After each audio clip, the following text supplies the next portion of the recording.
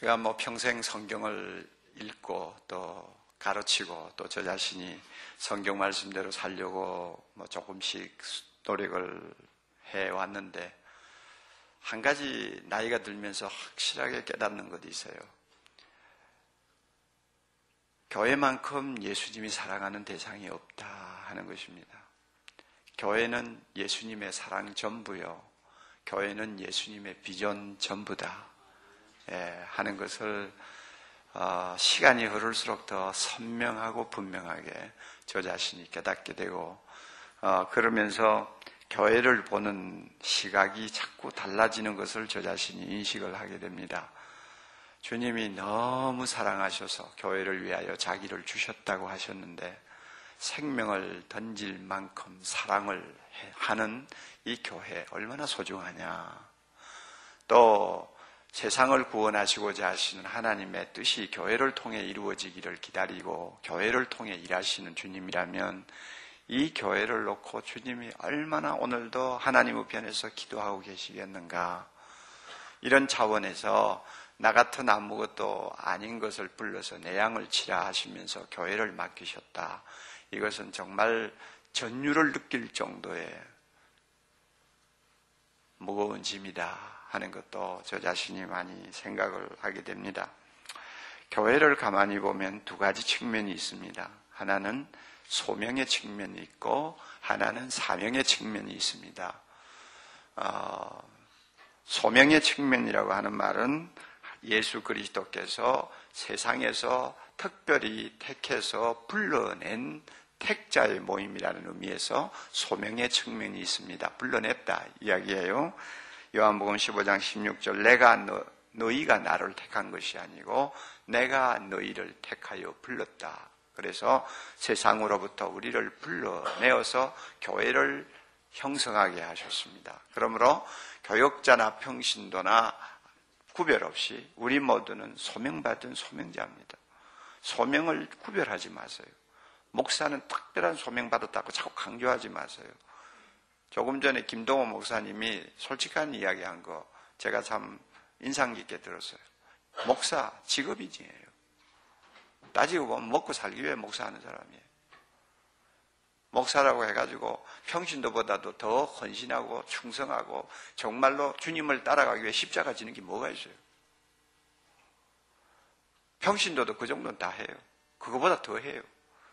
그러면서 마치 자기만 소명을 받은 것처럼 교인들에게 인식을 시키지 말라고. 이거는 사기예요. 사기치는 거예요. 이거는. 과거에 너무 교역자의 신분을 높이 평가하다가 보니까 종교개혁의 후유증입니다.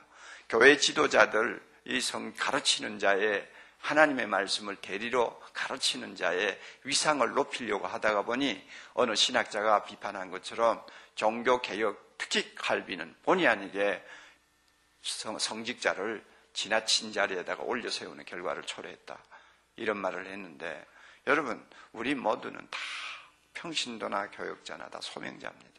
세상으로부터 부름받았고 하나님의 소유로 구별되었습니다. 이 점에서 차이가 어디 있어요? 우리끼리 사이 비교할 때 무슨 차이가 있나요? 똑같죠. 그리고 또 다른 한 면이 있죠. 사명자의 성격이 있습니다. 보냄을 받은 것입니다. 이 보냄받았다 하는 말은 사명자라는 뜻이죠.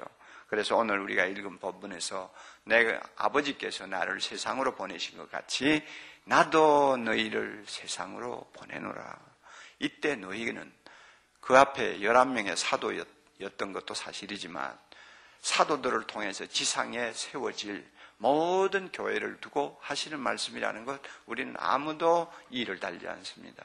교회는 보냄을 받은 사명자입니다.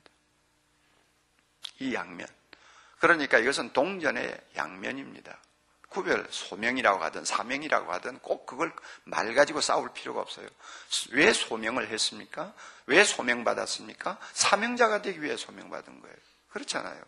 왜 소명받았습니까? 보냄을 받기 위해서 소명받은 거예요.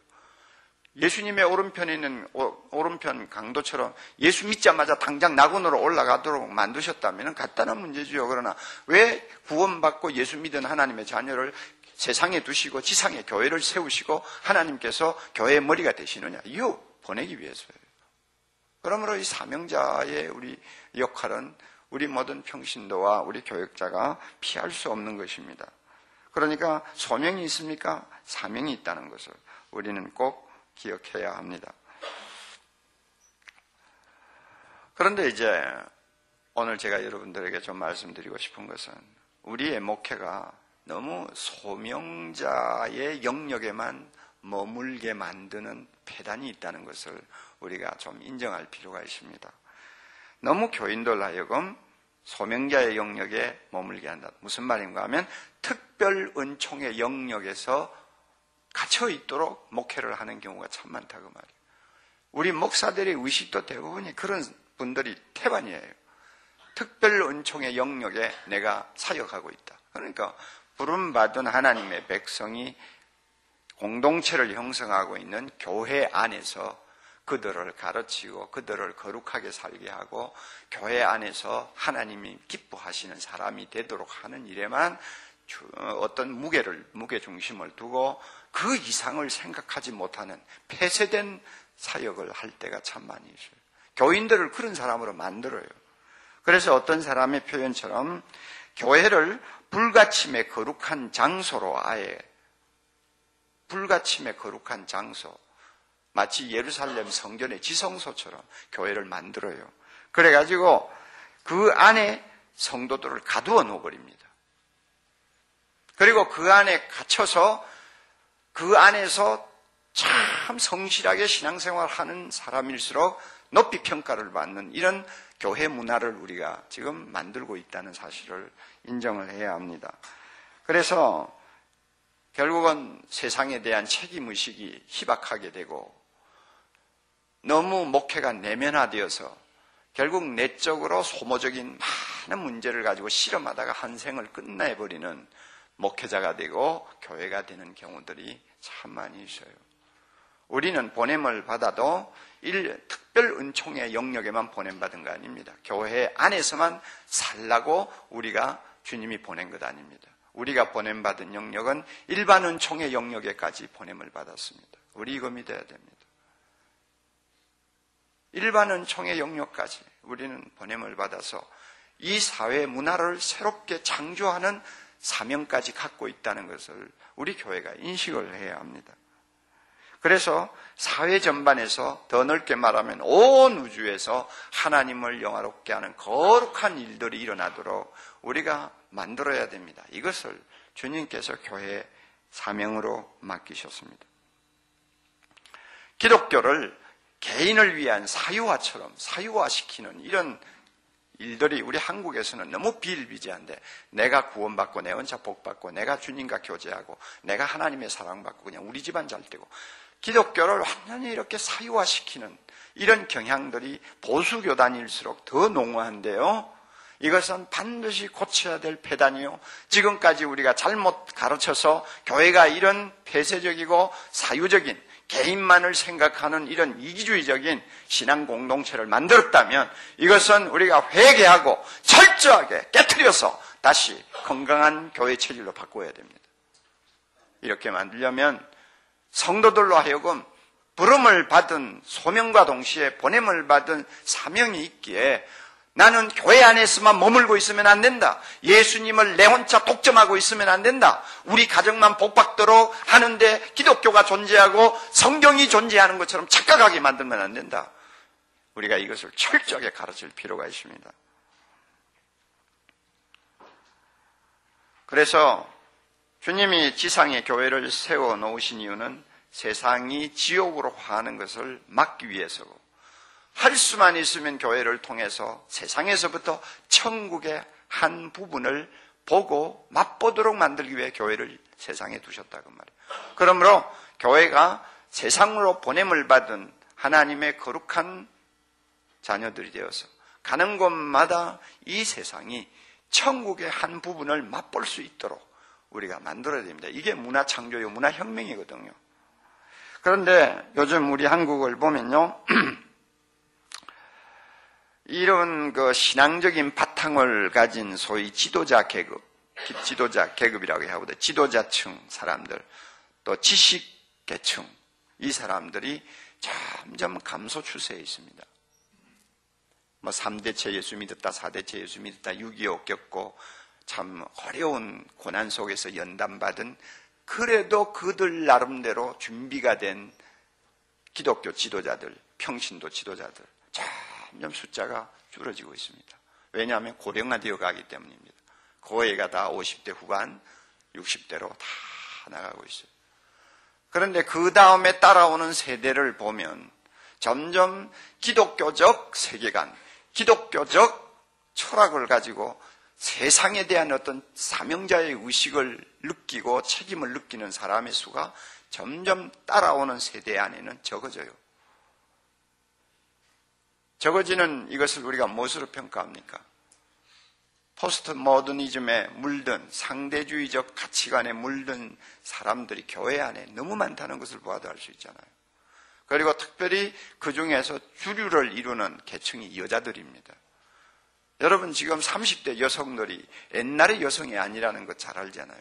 그리고 좀 똑똑한 여성들 치고는 우리가 지금까지 교회 안에서 성경을 통해 믿고 받아들였던 가치관을 캐캐묵은 것처럼 은근히 비토하는 그룹들이 교회 안에도 상당히 많다는 것을 우리는 영적인 눈으로 분별하고 있잖아요.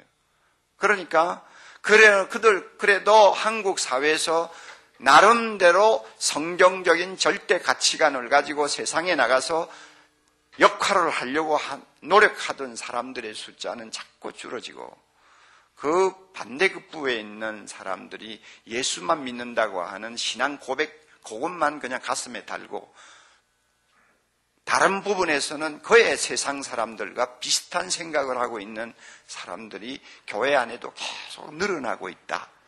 이것은 무엇을 의미합니까? 우리가 지금 목회 위기를 맞고 있다는 것을 이야기합니다.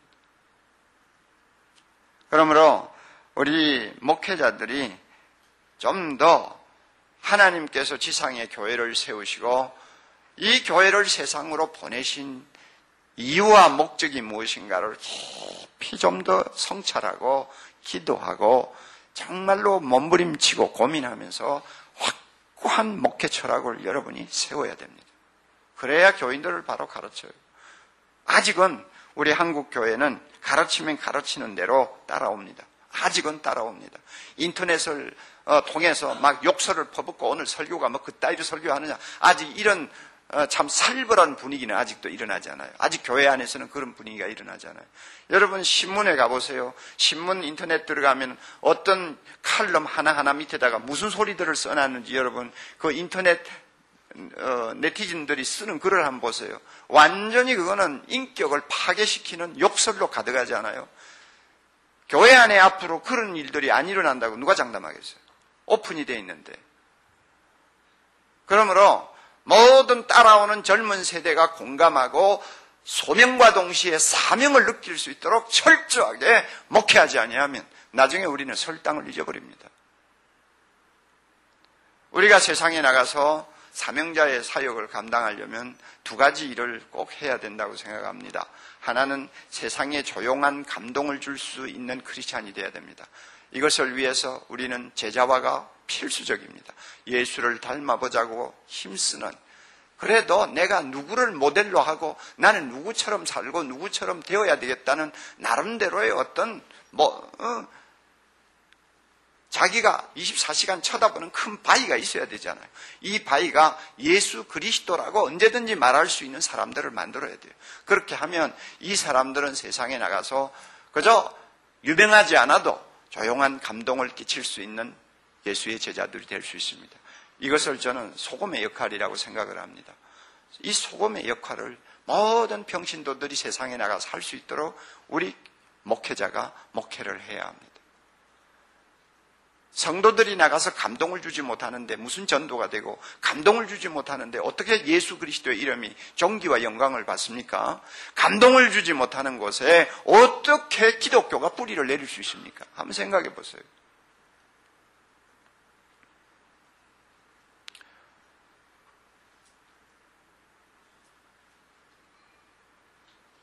평신도들 중에서 목사 존경하느냐고 물으면 존경한다는 사람들이 몇 프로나 될 것 같습니까? 입으로는 존경한다고 그러죠. 그러나 진짜 존경하는 사람이 몇 프로나 되겠어요? 믿는 사람도 그 모양인데 세상에 나가서 목사입니다 하면은 안 믿는 젊은 애들, 의식 있는 애들이 어떤 선입견을 가지고 우리를 보는지 여러분 잘 아시잖아요. 대형교회 목사는 대형교회 목사대로 싸잡아서 그들은 보는 이미지가 있어요. 소형교회 목사들은 소형교회 목사대로 싸잡아서 그들이 갖고 있는 이미지가 있어요. 말이 아니거든요. 다시 쉽게 말하면 우리가 감동을 주지 못합니다. 세상에 지금. 감동을 주는 교역자, 감동을 주는 평신도, 그들이 모인 교회. 그래서 감동을 주는 자들이 세상 구석구석에 파고들어서 우리가 소금의 역할을 하면 이 세상 문화를 바꾸어 놓을 수 있다고 저는 봅니다. 한국교회 아무리 병들어가도 분명히 거기에는 새로운 새 생명의 역사가 일어날 수 있다고 생각합니다. 또 하나 우리가 해야 될 중요한 것은 적극적인 책임의식입니다. 적극적인 책임을 지는 거예요. 다시 말하면 기독교가 이 사회 오피니언 그룹으로서 사람들을 주도할 수 있는 어떤 책임을 가져야 된다 그 이야기입니다. 왜 그런가 하면 우리 기독교가 수십 년 전처럼 30만 명이 전부라고 한다면 4,500만 중에 30만이니까 일본 교회처럼 그냥 고개 푹 숙이고 있어도 뭐 욕을 안 할지도 몰라요. 뭐 너무 소수니까 뭘 하겠냐. 뭐 이런 식으로 우리가 자위도 할 수 있겠지만은 우리 한국의 기독교는 그 숫자를 믿든 말든 국민의 4분의 1이 기독교라고 이야기를 합니다. 제가 살고 있는 서초구, 강남구는 35%에서 37%가 크리스찬이라고 통계가 나와 있습니다. 엄청난 그룹이에요. 한국에서 이만한 집단이 없습니다. 한마디로 이야기해서. 그리고 이 집단이 그냥 불교처럼 오합지졸로 모여가지고 1년에 한두 번 가서 손 비비고 내려오는 사람들이 아니고 주일마다 모여가지고 정말로 세상적으로 말하면 세뇌 교육 받는 사람들이고, 맞아요? 시간 일주일에 몇 번씩 모여가지고 정신무장하는 집단 아닙니까? 그리고 그 성경 내용을 보면 생명을 걸고 싸울 수 있는 전사들을 만드는 집단이란 말이에요. 옳은 일을 위해서는 모든 것을 포기하고 희생할 수 있는 정말로 무서운 골수분자 만드는 곳이 교회 아니에요. 성경 보세요. 그렇게 돼 있잖아요. 이런 집단이 1000만이 넘는다. 여러분 어떻게 생각하세요? 이 사회에 대해서 책임 없이 그냥 세상은 세상이고 우리는 우리다 하는 식으로 우리가 시간을 보내도 될 것 같아요? 안 되는 거예요. 오늘날 우리의 위치가 사회에서 소극적인 자세를 가지고 잘 되는 것은 내 탓이고 잘못되는 것은 너 탓이다 하고 전부 다 그렇게 그냥 넘기고 갈 만한 위치가 아니에요. 어떤 학자의 견해대로 말한다면 한국에서 하나로 뭉치기만 하면은 가장 무서운 정치 세력이 될 수 있는 집단은 바로 교회다 그랬어요. 그런데 이 집단이 서로가 나누어 가지고 분열지어 가지고 힘을 합하지 못하는 것이 정치인들에게는 얼마나 다행인지 모른다 그래요. 다행이죠. 그러니까 정치인들이 마음대로 요리하고 마음대로 하잖아. 마음대로 요리하는 거 아니에요. 오늘 우리의 위상을 보아서는 한국 교회가 사회에서 책임 있는 역할을 깊이 할 수가 없습니다. 그래서 쉽게 말하면 한국이 왜 망했느냐? 교회가 망했기 때문에 한국이 망했다. 이렇게 결론이 나야 됩니다. 그렇게 될 수밖에 없는 상황이에요. 한국이 왜 잘 됐느냐? 교회가 건재하기 때문에 한국이 잘 되었다. 이렇게 말이 나올 수밖에 없는 상황이 오늘 우리가 지금 처해 있는 상황이에요. 그렇기 때문에 적극적인 책임의식을 가지고 이 사회를 바른 길로 이끌어야 됩니다. 이것을 위해서 저는 한목협이 시작되었다고 봅니다. URD가 그게 뭐 우리 잘 되자고 하는 이야기입니까? 예, 유니티나 여러분 뭐 리뉴얼이나 또 디아코니아나 우리가 갱신합시다. 하나 됩시다. 사회적인 책임을 다해서 섬깁시다 하는 이야기가 뭐 우리 잘 되자고 하는 거예요. 이 사회의 문화 책임, 문화를 우리가 문화 사명을 우리가 바로 감당하기 위해서 우리 교회가 한번 다시 거듭나 보자는 몸부림 아니겠어요?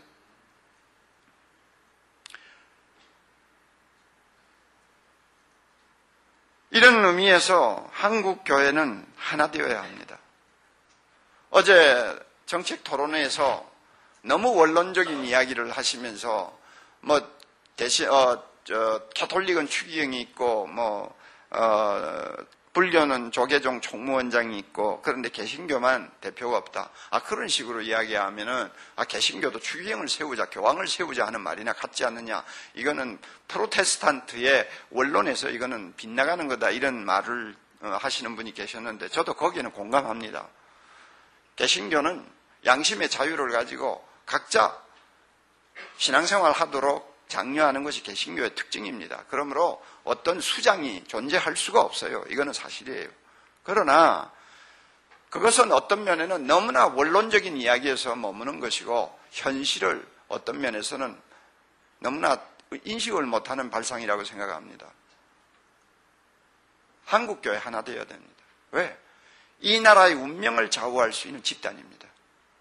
이 집단의 의견을 결집시켜서 하나님의 말씀으로 철저하게 검증받은 다음에 그 의견을 이 사회의 문제에 대해서 해답을 주고 잘못된 것은 잘못됐다고 지적하고 그래서 정치 지도자들을 각성시키고 그들이 말을 듣지 아니하면 저항할 수 있는 충분한 책임의식을 가진 역할을 하려면 리더십이 있어야 됩니다.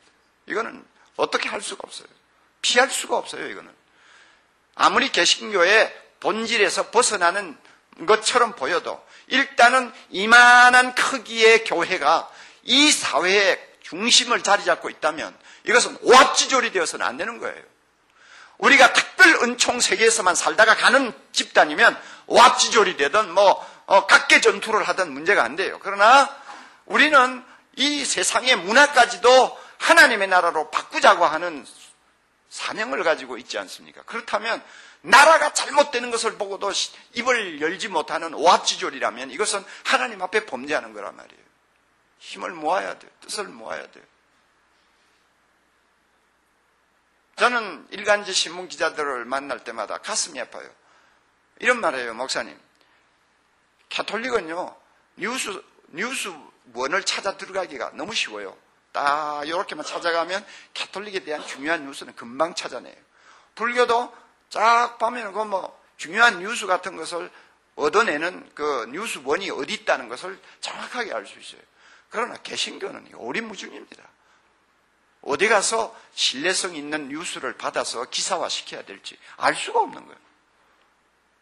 누구를 찾아가야 되고 어느 단체를 통해서 그 뉴스를 얻어야 되는지 알 수가 없으니 기자들이 난감하죠. 그러니까 쓰고 싶어도 못 씁니다.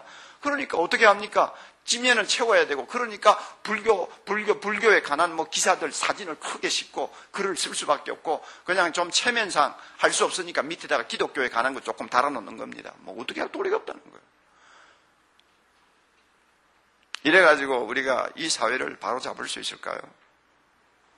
오늘과 같이 이렇게 힘들고 답답하고 그냥 나라 전체가 중심을 못 잡아가지고 휘청거리고 지도자의 말 한마디에 그냥 모두가 스트레스 받아가지고 정신을 못 차리는 이런 상황에서요. 여러분 그렇지 않아요? 저는 개인적인 생각입니다. 미군이 철수한다. 옛날 같으면 맞죠. 나라가 뒤집어질 이슈 아닙니까? 그것을 위해서 전 국민이 매달려가지고 이런 위기를 어떻게 우리가 극복하느냐 하는 것을 놓고도 지금 시간도 모자라고 돈도 모자라고 우리가 모든 것이 부족한 상황이에요. 경제가 지금 기우뚱거리고 있는데요. 이것을 살리기 위해서라도 정치인들을 위시해서 모두가 매달려야 되는 상황인데 이런 것 저런 거 다 던져놓고 수도 이전하는 것 가지고 진을 빼고 앉았으니 이 나라가 이게 될 나라입니까? 사업이 잘 될 때는 아버지가 저 땅 사놓은데 우리 좋은 양옥집 지어가지고 이사하자. 한 2, 3년 안에 우리 이사할 수 있을 것이다. 사업 잘 될 때는 자식들 보고 그런 이야기를 할 수 있죠. 그런데 사업이 갑자기 기울어지는 마당에 우리 거기 이사 가야 된다. 내일부터 집 짓는다 하면은 그것에 동의할 시구가 누가 있느냐 그 말이에요. 안 그래요?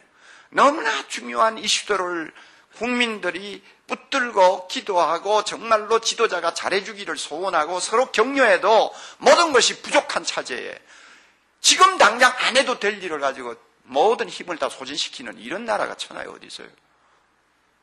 너무 답답하다. 이럴 때 기독교가 제대로만 돼 있다면 왜 말을 못하겠어요? 왜? 대통령이 무서워서 말을 못하겠어요? 진보 세력이 무서워서 못하겠어요? 보수 세력이 걸려서 못하겠어요? 우리 나름대로 얼마든지 나라의 장래를 위해서 이야기할 수 있잖아요. 근데 말 한마디 못하잖아요. 누가 말할 거예요?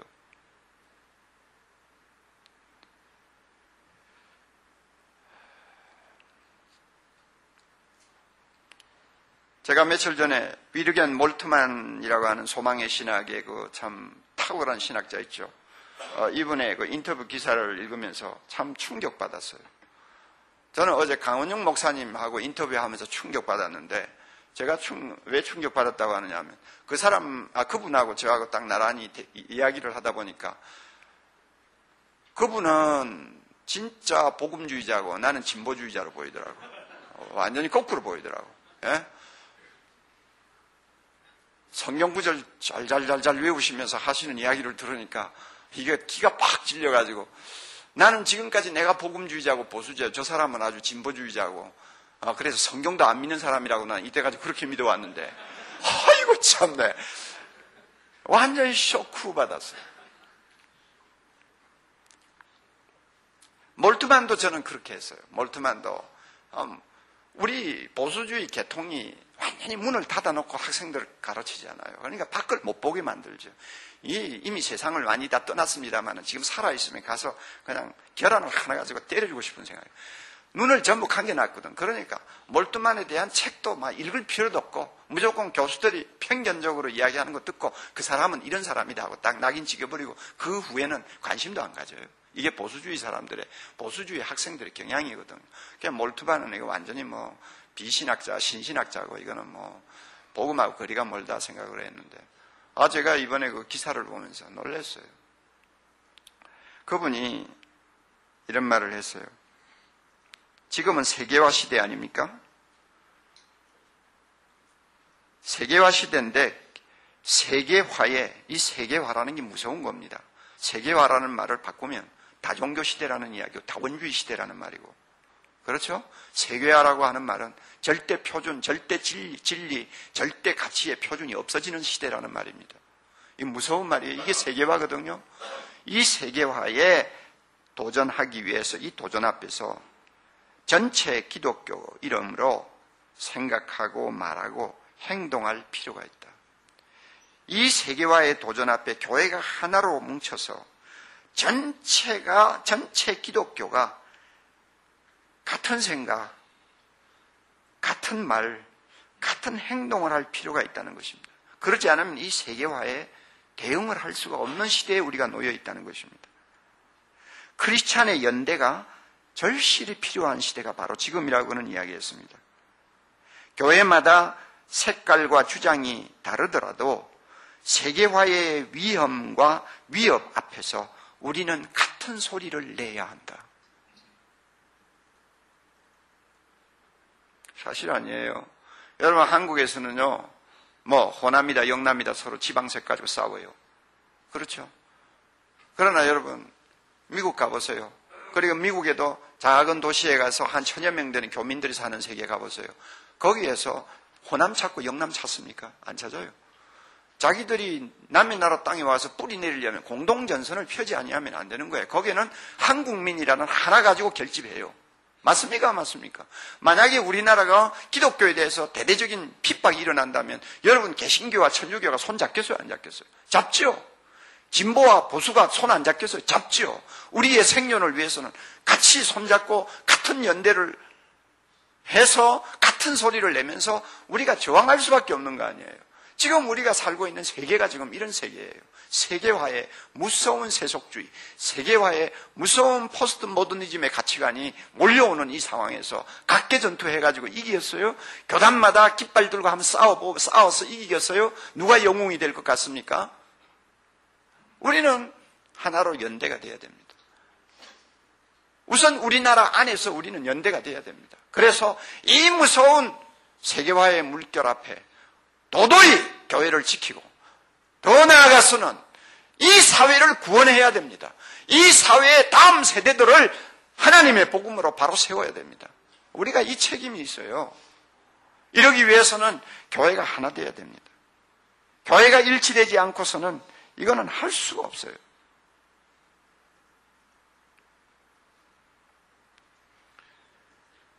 이렇게 세상으로 보냄을 받은 자로서 조용한 감동을 주는 그리스도의 제자로, 또 책임 있는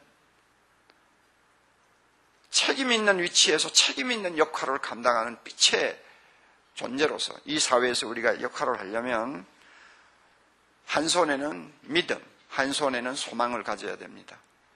믿음과 소망을 우리는 잃지 말아야 합니다. 주님께서 말씀하셨어요. 하늘과 땅의 권세를 내게 주셨으니 너희는 가서 모든 족속으로 제자를 삼으라고 했습니다. 그리고 또 하나 중요한 약속하셨어요. 볼지어다 내가 세상 끝날까지 항상 너희와 함께 있으리라. 그러므로 어떤 믿음을 가져야 되느냐? 예수님이 하늘과 땅의 권세를 가지신 승리자라고 하는 믿음을 가져야 됩니다. 이 믿음 가져야 됩니다. 아무리 세상이 타락해도 예수 그리스도는 패배하지 않습니다. 아무리 세상이 무서워져도 주님의 몸된 교회가 패배하지는 않습니다. 왜냐하면 하늘과 땅의 권세를 가지신 승리자, 그분이 교회의 머리요 우리가 믿는 하나님이시기 때문에 그분 의지하고 나가면 우리는 승리하게 되어 있습니다. 이 믿음 가져야 됩니다. 그리고 우리는 또 소망을 가져야 됩니다. 왜 소망을 가져야 되느냐? 주님이 세상 끝날까지 함께 계신다고 약속하셨으니 틀림없이 우리가 하는 이 모든 교회의 사역은 나중에 해피엔드로 끝나게 되어 있습니다. 믿습니까? 그러므로 소망을 가져야 돼요. 어쩌냐게 강 목사님이 저에게 하나 감동을 준 것은, 저는 요즘 약간 좀 진통을 많이 했거든요. 이 우리나라 현실, 또 젊은 애들, 10대들이 포르노에 휘말려서 못 쓰게 되는 것들을 우리가 보면서, 그러면서도 교회에서는 그것 가지고 고민하는 사람이 별로 없고요. 교회가 모여가지고 무슨 대책을 좀 세우자고 협의하는 데도 없고요. 그냥 세상 흘러가는 대로. 그러니까 애들의 정신세계가 겉으로만 멀쩡했지, 이거는 말이 아닌 거예요. 말이 아니에요. 말이 아니잖아요. 여러분 그거 인정 못해요? 여러분 부모, 아버지, 어머니 모르게 자기 방에 들어가서 뭐 켜놓고 있는지 여러분이 모르나요? 이제 법적으로 조금 제재가 되기는 합니다만 그래도 여전히 지금 판을 치고 있잖아요. 이런 무서운 타락 문화에 지금 빠져가지고 아무리 기어 나오고 싶어도 자꾸 더 빠져들어가는 이런 젊은 세대, 여기에 대해서 나라가 책임을 집니까? 학교 교육이 책임을 집니까? 교회가 책임을 집니까? 부모가 책임을 집니까? 아무도 책임지는 주체가 없잖아요.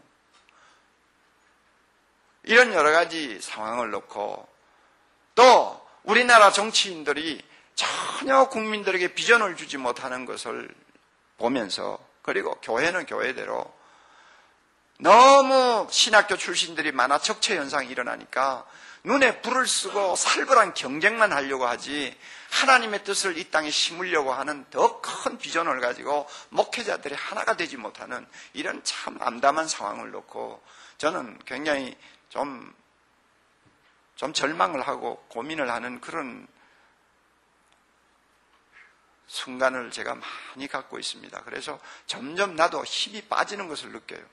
그래서 어쩌니까 제가 질문을 했어요. 너무나 반기독교적 세력이 커지고 그 다음에 세상이 너무 악해지는데 어떻게 생각하느냐 했더니 강 목사님 뭐라고 그랬어요? 90 가까운 노인이 하시는 말씀치고는 너무 충격적이죠. 기독교는 원래 핍박을 받는 종교다. 그게 뭐가 대단하냐? 치고 들어오려면 들어오라지 뭐. 그 말 아니에요? 그리고 또 하나, 아무리 물이 썩어도 밑바닥에는 생수가 솟는다. 생수가 솟는다. 지금 모든 상황이 다 절망적으로 보여도 하나님의 생명의 역사는 지금도 일어나고 있다. 하나님은 하신다 하는 지금 소망적인 이야기를 하는 거 아닙니까? 몰트만도 그런 이야기를 했어요. 아무리 테러리즘이 이 나라, 이 세계를 뒤덮고 있어도 기독교를 통해서 새 생명의 역사는 계속 일어날 수밖에 없다. 그러므로 우리는 소망을 가져야 된다. 옳은 이야기죠. 그러므로 우리가 우리 주변에 여러 가지 어려움이 많아도 절대 낙심하지 말고 소망을 가지고 믿음을 가지고 우리가 하나가 되어서 움직이면 교회도 달라질 수 있다고 믿습니다. 이 사회도 달라질 수 있다고 믿습니다. 우리 후손들 구원받을 수 있다고 저는 분명히 믿습니다. 이런 의미에서 지금까지 한목협 6년 동안 사역, 제가 볼 때 나름대로 최선을 다했다고 생각합니다. 지난 2년 동안은 저는 그림자 행보를 했습니다. 그림자 행보를 했다는 이유는, 이 이야기는 무슨 말인가 하면 여러분이 아시다시피 3년 전에 우리 교단의 총회장들 모셔놓고 CCMM에서 우리가 멍석 깔아줬잖아요. 그래 그 자리에서 교단장 협의회가 탄생했지 않습니까? 그리고 한국교회 일치를 위해서 교단장 협의회에서 주도적인 역할을 좀 해달라고 맡겼잖아요. 그리고 뒤에서 심부름하고 잔일하는 것을 우리가 다 책임지겠다고 했잖아요. 그래가지고 한목협의 사무총장, 한목협의 기획실장이 실무를 맡아가지고 뒤에서 작업을 했지 않습니까? 그래서 교단장 협의회가 중심이 돼가지고 지금까지 3년 동안 3인위원회, 18인위원회, 24위원회, 수많은 위원회를 통해서 오늘 이해와협력위원회를 구성하는 자리까지 왔어요. 이미 여러분이 로드맵이라고 하는 단어까지 나올 정도로 청사진이 분명하게 지금 그려졌어요. 그래서 2007년을 기점으로 해서 한국교회가 그래도 하나 되는 모습을 보이는 작업을 서로 해보자 하는 합의까지 왔단 말이에요. 이 일을 여기까지 끌고 오는데 산파 역할을 한 것은 한목협회입니다. 이거는 자타가 다 공인하는 이야기예요. 그리고 지금도 김문배 목사님, 이상한 목사님 입에서 단내가 날 정도로 교갱협일, 한목협일, 교단장 협의회일 다 맡아가지고 지금까지 심부름하고 작업하고 있잖아요, 뒤에서. 그래서 지금까지 여기까지 왔단 말이에요. 그럼 여러분 한번 생각해 보세요. 한국교회의 역사를 돌이켜볼 때 서로가 앙숙이라고 할 수 있는 한기총과 교회협이 머리를 맞대고 우리 교회를 하나 되게 하는데 같이 손잡읍시다. 한 자리까지 나와본 역사가 있습니까? 지금까지? 없지 않아요. 여기까지 왔다고 말이에요. 여기까지 나오는데 숨어서 해산의 수고를 한 것이 한목협인데 이 일을 깨기 위해서 일각에서는 상당히 한목협에 대해서 좋지 못한 말들을 많이 퍼뜨렸어요. 한목협에 한기총과 교회협이 놀아난다 이런 이야기. 이것은 옥하는 목사가 뒤에서 조종해가지고 전부 다 지금 놀고 있는 거다. 우리가 옥하는 목사하고 무슨 관계인데 우리가 이렇게 그 사람 손에서 노느냐 이런 식으로 해가지고 계속 이간질을 시키는 거예요. 제가 충분히 그런 오해가 나올 수 있다고 생각을 합니다. 우리 한국과 같이 좁은 사회에서는 충분히 그럴 수 있다고 생각합니다. 그럼에도 불구하고 오늘 이 자리까지 나온 것은 하나님의 은혜요. 이 일을 위해서 수고해 주신 모든 목사님들, 정말 존경할 만한 목사님들이 머리를 맞대고 지금까지 서로를 껴안으면서 수고한 덕분이라고 봅니다.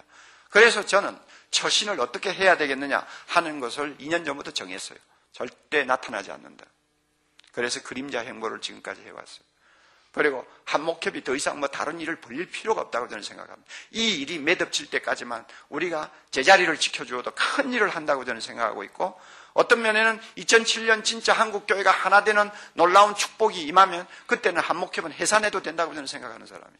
물론 갱신의 문제가 따로 있긴 하지만 그만큼 오늘 하나님께서 우리 한목협을 사용하고 계세요.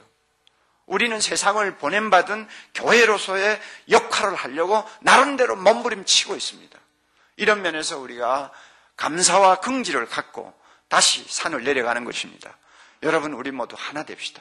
우리 모두 서로 하나로 껴안고 손잡고 이 어려운 시대에 하나님의 교회가 이 지역 사회뿐만 아니라 온 우주 전체, 문화 영역 전체에 하나님의 나라가 임하도록 하는 일에 우리 모두가 쓰임 받도록 최선을 다할 수 있기를 바랍니다.